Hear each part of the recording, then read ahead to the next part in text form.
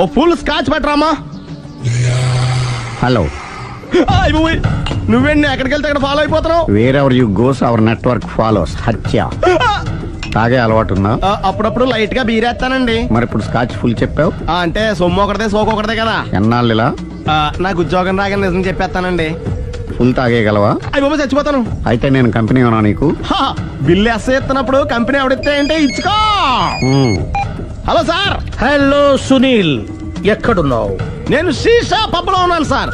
అంతకుండా నా ముందే కూర్చుని మందు కొడుతున్నాడు సార్. అలాగా, 10 నిమిషాల్లో వచ్చేస్తున్నాను. Okay sir. ఈ లోపు నేను లైట్ గా హాఫ్ సోడా ఆర్డర్ ఇచ్చుకోవచ్చా? సోడా ఏం కర్మ, స్కాచ్ కూడా తాగు. బిల్లు నేను పే చేస్తాను. ఓ థ్యాంక్ యూ సార్. ఓకే, మనం క్లాస్మేట్స్ కాకపోయినా క్లాస్మేట్స్ అయిన శుభ సందర్భంలో cheers. ఏం చదువుకున్నావు? డిగ్రీ. ఏ ఉద్యోగానికి అప్లై చేసావు? మేనేజర్ పోస్ట్ కోసం. కాకపోతే లోకల్ ప్రిఫర్ చేయట్లా, ఓన్లీ ఇన్ అమెరికా. నువ్వేం చేస్తుంటావు? చంపుతుంటా. ఓహో, దోమల్ని నల్లుల్ని చంపుతుంటావా? అంటే మున్సిపల్ కార్పొరేషన్ లో జాబ్ అన్నమాట. మంచిగా ఏదన్నా చెప్పొచ్చుగా. బేరార్. ఎక్కడ ఎక్కడ హంతకుడు ఎక్కడ? సునీల్, సునీల్ ఎక్కడ? హంతకుడు ఎక్కడ? పారిపోయాడు సార్. పారిపోయాడా? సార్ మీరు వచ్చే ముందు జీప్ మీద సైరన్ వేసుకుంటూ వచ్చారా? అవును, సైరన్ లేకపోతే పోలీస్ జీప్ ఎలా అవుతుంది? సైరన్ అంటే అంతకుడు ఎక్కడ ఎందుకు ఉంటాడు సార్? పారిపోయాడు. ఓ, ఎంత మిస్టేక్ జరిగిపోయింది. ఇప్పుడు ఏమిటి చేయడం? బిల్లు కట్టడం. ఎవరది? ఓ, పబ్లిక్ మీరా? మీరు హంతకుండా చూసారా? వీడు సరేనండి, వాడు అసలు ఆ మంట చూసుంటాడా? చూడకుండా చూసామని చెప్పాల్సిన అవసరం లేదు. సరే అయితే చెప్పు, హంతకుడు ఎలా చంపాడు? ఇంత పెద్ద కచ్చాడు కూడా కస అబ్జెక్షన్. అన్ని కసక్కలు లేవు, సింగిల్ కసక్. అది కూడా కత్తి కాదు, బ్లేడ్. నీకెట్టా తెలుసు? చెప్పాను కదా పబ్లిక్ అని. ఓ, ఇట్స్ ఆల్ రైట్. వాడి వరకు ఎంతమంది ఉన్నారు? ఓ 10 మంది దాకా ఉంటారు సార్. అబ్జెక్షన్. 10 మంది లేరు, ఒకే ఒక్కడు. వాడొక్కడే 10 మందితో సమానం. సార్ ఆడు 10 మందితో సమానం అయితే నేను 100 మందితో సమానం సార్. సునీల్, చాలా సునీల్, నీలో ఆ మాత్రం కాన్ఫిడెన్స్ ఉంటే మిగతాది నేను చూసుకుంటాను. మీరు తర్వాత చూసుకుందరు గానీ ముందు ఈ బిల్లు చూసుకోండి. చూసేదంటే కట్టేస్తాం. ఈ బిల్లు 5,000 వచ్చింది. 5,000? అంత డబ్బులు మన దగ్గర లేవే ఇప్పుడు. మెళ్ళో చైన్ ఉందిగా. ఓహో, థ్యాంక్స్ రా, సమయానికి గుర్తు చేసావు. నా మెళ్ళలో గొలుసు లేకపోయినా పర్లేదు కానీ వాడి చేతులకు మాత్రం సంఖ్యలు పడాలి. అరే, నేను బాగుండదు కానీ నువ్వు ఇచ్చేసే చెప్తా. సరే సార్, నేను అంతకుండా పట్టుకునే వరకు నిద్రపోను సార్. థ్యాంక్ యూ రా, థ్యాంక్ యూ. అరే, జీపు మెల్లగా స్టార్ట్ చెయ్యి, పైన సైరన్ అయ్యాక నిద్ర డిస్టర్బ్ అయిపోతుంది మనవాడికి. మొత్తం 10 షర్ట్లు 10 ప్యాంట్లు అన్ని కలిపి ప్యాక్ చేసేయ్. కడ్రాయిడ్లు బనీళ్లు కొనవా? అది లైఫ్ స్టైల్ లో కొందాం అనుకుంటున్నా. నీ లైఫ్ స్టైలే మారిపోయింది. నువ్వేంటి ఇక్కడ? చెప్పాను కదా, వేరే ఎవరు యు గోస్ పబ్లిక్ ఫాలో. మొత్తం 7,000 అయిందండి. క్యాషా కార్డా? Just police. Hello. Hello my dear Sunil, ఏమిటి విశేషం? సార్ నేను సార్ హంతకుడు ఎక్సలెన్సీ రెడీమేడ్స్ లో ఉన్నాడు సార్. అని నేను గట్టిగా పట్టుకున్నాను సార్. మీరు అర్జెంట్ గా బయలుదేరొచ్చండి. అలాగా, 2 minutes వచ్చేస్తున్నాను సార్. వచ్చే ముందు ఒక 7,000 తీసుకురండి. ఎంత? 7,000? 7,000. ఓకే, వచ్చేస్తున్నాను. Thank you sir. సరే, ఈ సారతనకి ఏం చెప్తావు? ఇయ్యా. ఎందుకు కొట్టుకుంటున్నావు?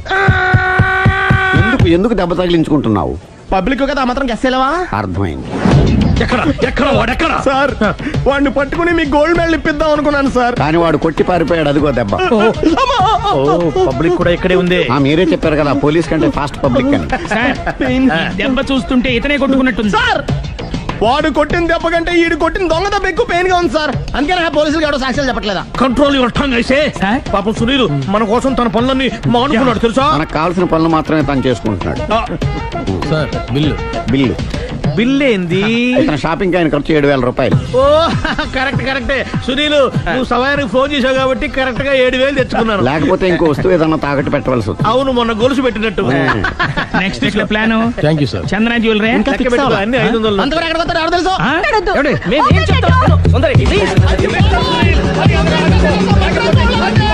చూడలేదు అంటున్నాడు, వదిలేయండి. ఆగిపో, లేకపోతే ఫైర్ చేయాల్సి వస్తుంది.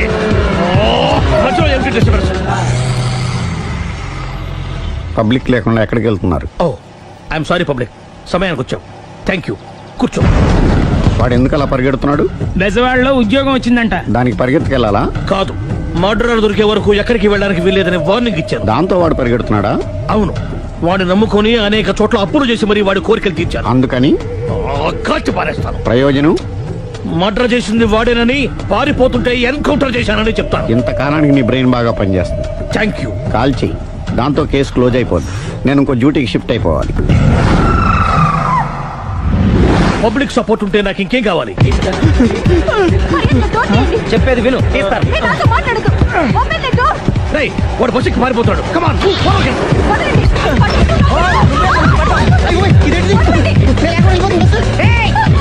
చెప్పకుండా బస్ స్టార్ట్ చేసాడు రా. జీవితంలో అన్ని మనం అనుకున్నట్టే జరగవు. అప్పుడప్పుడు అనుకోకుండా ఎలా కూడా జరుగుతుంటాయి. అర్థం చేసుకోవాలి. అంతకుని కాల్చు.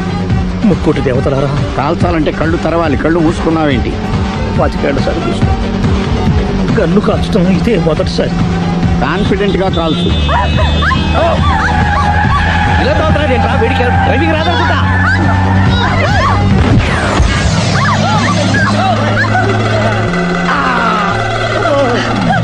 ఏడేళ్లు నాతో కలిసి కాపురం చేసావు. 7 సెకండ్లు నేను చెప్పేది వినవే. ఏంటి వినేది?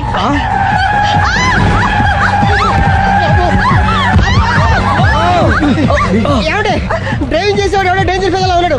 ముందు బస్ ఆపమని చెప్పండి. ఇక్కడ తేలవలసిన పాయింట్ అంతకంటే డేంజర్. ఈ పాయింట్ తేలే వరకు బస్సు ఆగదు.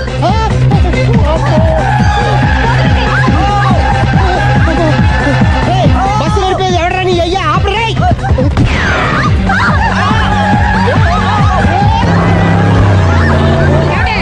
బస్ ఆపమని చెప్పండి. చచ్చిపోతున్నా ఇక్కడ. ఫస్ట్ చావు. నాకు పెళ్ళైందని అబద్ధం చెప్పడం వల్ల కదరా ఇన్ని కష్టాలు చెప్పండి.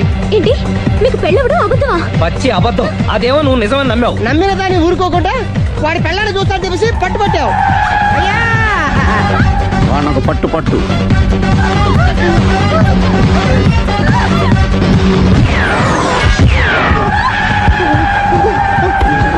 కరెక్ట్ గా కాల్చవే. కళ్ళు నెత్తికెక్కా. ఎవరిని షూట్ చేస్తారా? ఎవరిని కూర్చోగచ్చు.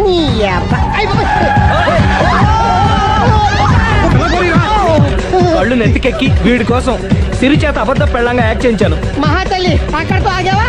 ఆ అబద్ధాన్ని కూడా నమ్మావు. దాంతో ఈ చెత్తవదో నోరు జారి సుబ్బారావుతో సిరికి అఫైర్ ఉందని ఇంకో అబద్ధం తెచ్చాడు. ఆ ఎఫ్ఐఆర్ కాస్త మిస్ఫైర్ అయింది. ఎన్నిసార్లు మిస్ఫైర్ చేస్తావు? మళ్ళీ మిస్టేక్. నేను మిస్టేక్ చేసి వీడిని సుబ్బారావు చేశాను. అంతటితో నేను ఊరుకున్నానా? రెచ్చిపోయి పార్క్ లో డాన్స్ చేశాను. అది చూసి నువ్వు మరీ రెచ్చిపోయావు.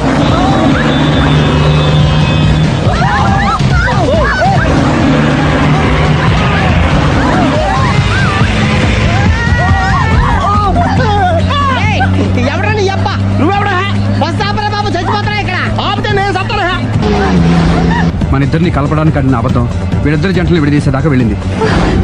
ఎంత పొరపాటు జరిగింది.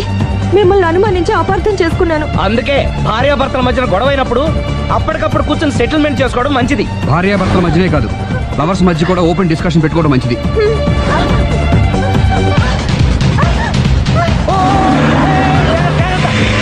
బయట పడకూడదు. ఈసారి పడనివ్వను.